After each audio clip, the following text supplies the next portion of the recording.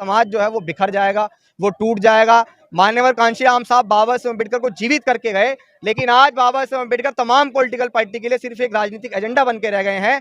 क्या टुकड़ों में बिखर कर हम राज कर सकते हैं? इसीलिए हम लोग इस मुहिम को चला रहे हैं।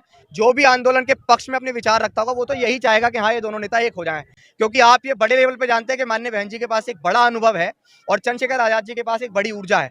मैंने भी गुलामगिरी पढ़ी है, मैंने भी चमचागिरी पढ़ी है, मैंने भी इस बहुजन आंदोलन को समझा और पढ़ा है। मुझे ये लगता है कि वर्तमान समय में बहन जी और माननीय चंद्रशेखर आजाद जी को साथ आना चाहिए, तभी बहुजन समाज की राजनीति का कोई भविष्य है, वरना ये भी एक इतिहास बन के रह जाएगी। ये जन ट्विटर तक ही रह जाएगी या सड़क संसद तक पहुंच पाएगी? अभिषेक जाटव को जितने लोग जानते हैं वो ये जानते हैं कि अगर उसने कुछ काम कहा है तो वो सिर्फ ट्विटर तक और वीडियो तक सीमित नहीं रहता, वो जमीन पे आके इस काम को करता है। अभी प्रयास कर रहे हैं जिन्होंने गेस्ट हाउस कांड किया, क्या वो लोग 2019 के लोकसभा में साथ नहीं आए थे?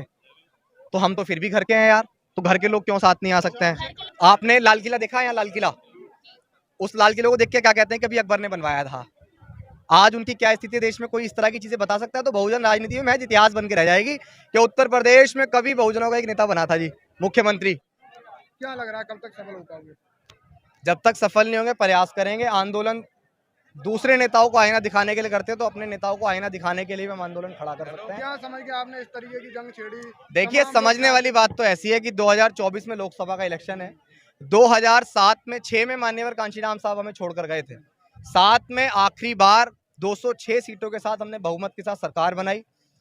उसके बाद अगली बार हमें 80 सीट मिली, उसके बाद हमें 19 सीटें मिली और आज एक सीट पे सिमट के हमारा वो आंदोलन रह गया है।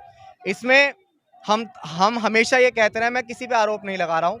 माननीय बहन जी हमारे लिए कितनी सर्वोपरि हैं, इस बात को मैं कोई सर्टिफिकेट लेके नहीं घूमूंगा, वो मैं अच्छी तरीके से जानता हूँ मेरे लिए कितनी सर्वोपरि है। लेकिन वर्तमान समय में जो बहुजन समाज की और खासकर दलित समुदाय की जो राजनीति है वो पतन की ओर है, इसमें कोई दो राय नहीं है। और उस राजनीति जो पतन की ओर है वो बिल्कुल ध्वस्त ना हो जाए, मिट्टी में ना मिल जाए, इसलिए हमने ट्विटर के थ्रू एक ये कैंपेन चलाया, एक ट्वीट किया था कि जो माननीय बहन जी और भाई चंद्रशेखर आजाद के बीच जो दूरियां हैं उनका सबसे बड़ा कारण वो लोग भी हैं जो सुबह से लेकर शाम तक बस इन दोनों के बीच आलोचनाएं करते रहते हैं, एक दूसरे का पक्ष रखते हुए एक दूसरे की बुराइयां करते रहते हैं। भाई आंदोलन इससे आगे तो नहीं बढ़ेगा। आंदोलन इससे आगे बढ़ेगा कि समाज में जितने भी छोटे बड़े नेता हैं वो तमाम लोग एक पटरे पे आए, एक पटरे पे आके 2024 का जो इलेक्शन है उसको लड़ें। मैं ये नहीं कहूंगा कि आप गठबंधन करो, मैं ये नहीं कहूंगा कि आप पार्टी का विलय करो। भाई नेता आप हो, समाज में कार्यकर्ता है, नेता आप हो, आप ऐसी रणनीति बनाओ कि आप साथ भी आ जाओ, ना कोई ऐसा कुछ बड़ा जो है कदम उठाना पड़े। लेकिन यार समाज जो है वो बिखर जाएगा, वो टूट जाएगा। मान्यवर कांशीराम साहब बाबा साहेब अम्बेडकर को जीवित करके गए, लेकिन आज बाबा साहेब अम्बेडकर तमाम पॉलिटिकल पार्टी के लिए सिर्फ एक राजनीतिक एजेंडा बन के रह गए हैं। लेकिन वाकई में जिस समाज को बाबा साहेब अम्बेडकर कह के गए थे कि 21वीं सदी में मेरा समाज इस देश का शासक होगा, वो 21वीं सदी में राज करेगा। लेकिन क्या 21वीं सदी में हम टुकड़ों में राज कर सकते हैं?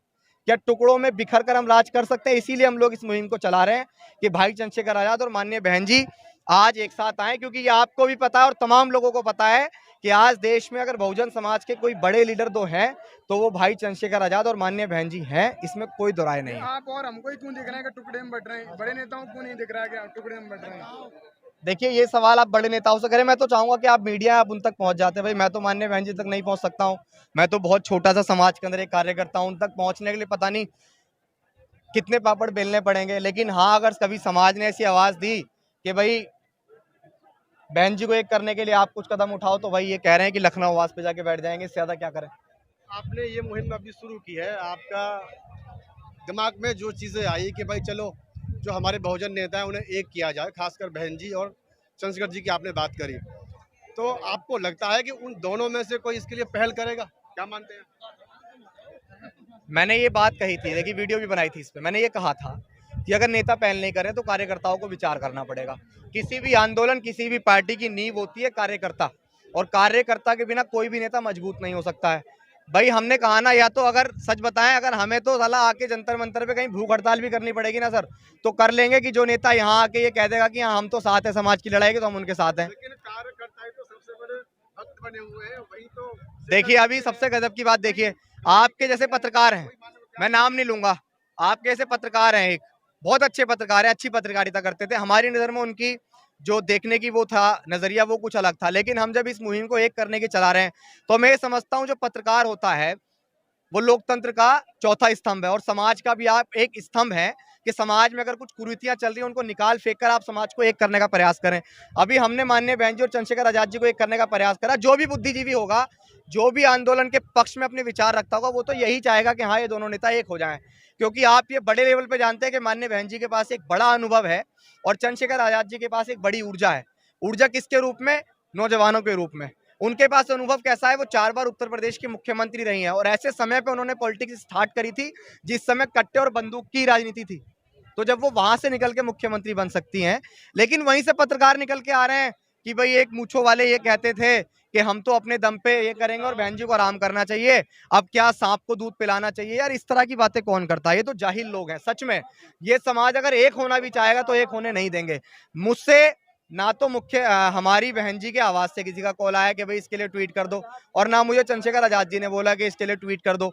मैंने भी द एनिहिलेशन ऑफ कास्ट पढ़ा है, मैंने भी गुलामगिरी पढ़ी है, मैंने भी चमचागिरी पढ़ी है, मैंने भी इस बहुजन आंदोलन को समझा और पढ़ा है।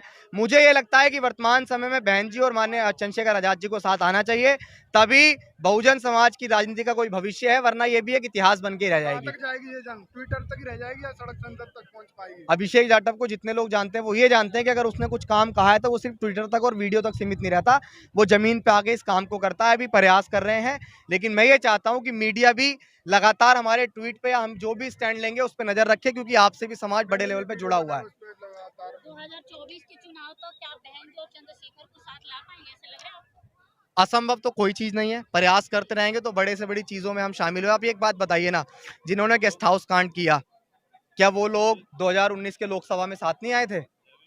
तो हम तो फिर भी घर के हैं यार, तो घर के लोग क्यों साथ नहीं आ सकते हैं? घर के लोग शुरुआत भी तो अगर नहीं ये कर रहे आपकी हैं। मुहिम जो है सफल नहीं होती है, आपका प्रयास है तो अच्छी बात है कि आपने एक मुहिम छेड़ी है। अगर सफल नहीं होती है तो इस समाज की आपको क्या स्थिति दिख रही है आगे भविष्य में, क्या दिख रहा है? आपने लाल किला देखा है? यहाँ लाल किला, उस लाल किले को देख के क्या कहते हैं कि अभी अकबर ने बनवाया था। आज उनकी क्या स्थिति देश में, कोई इस तरह की चीजें बता सकता है? तो बहुजन राजनीति में महज इतिहास बन के रह जाएगी कि उत्तर प्रदेश में कभी बहुजनों का एक नेता बना था जी, मुख्यमंत्री। आज कहाँ है? आज वो किताबों में मिलेगी आपको क्या किया उन्होंने 4 बार। तो ये वही बहुजन समाज की राजनीति है जो सिर्फ इतिहास बन के रह जाएगी अगर हम 2024 के लोकसभा से पहले साथ नहीं आए। भारत के संविधान की क्या दुर्दशा है, क्या है? लोकसभा में ज्यादा समय नहीं रह गया है, ट्विटर तक आपने ट्वीट कर दिया, आखिरी कदम क्या रहेगा? हम बहुत जल्द आने वाले 15-20 दिनों के अंदर एक बहुत जल्द एक चीज की शुरुआत करने वाले हैं। अभी नहीं बताएंगे, उस पर तैयारियां चल रही हैं, उसके बाद हम सड़कों पे आएंगे।